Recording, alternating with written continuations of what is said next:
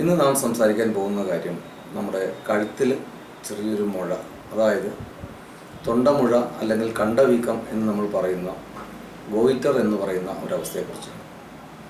സാധാരണഗതിയിൽ നമ്മുടെ കഴുത്തിലൊരു മുഴ കണ്ടാൽ അപ്പോൾ തന്നെ നമുക്ക് പേടിയാണ്. അതായത് ഇത് ക്യാൻസർ ആണോ എന്നുള്ളതാണ് നമ്മളുടെ ആദ്യത്തെ ചിന്ത പോകുന്ന ഒരു വഴി.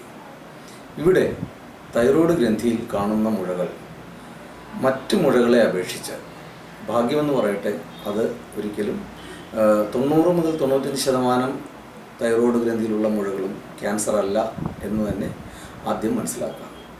ഇനി നമ്മൾക്ക് തൈറോയ്ഡ് ഗ്രന്ഥിയിലുള്ള മുഴകൾ അത് ഏതൊക്കെ സാഹചര്യത്തിലാണ് കാണപ്പെടുന്നത്, അതിൻ്റെ പ്രത്യേകതകൾ എന്താണ്, അതിൻ്റെ കാരണങ്ങൾ, അതിൻ്റെ ലക്ഷണങ്ങൾ, അതിൻ്റെ പ്രത്യാഘാതങ്ങൾ, അതായത് സങ്കീർണതകൾ, ഇതിൻ്റെ ചികിത്സാ സംവിധാനങ്ങൾ എങ്ങനെയാണ്, അതുപോലെ പരിശോധനാ സംവിധാനങ്ങൾ, അതിലൂടെയൊക്കെ നമ്മൾക്ക് ഈ തൊണ്ടയിലെ മുഴ അത് പ്രശ്നമുള്ളതാണോ പ്രശ്നമല്ലാത്തതാണോ എന്നുള്ളത് നമ്മൾക്ക് നോക്കാം.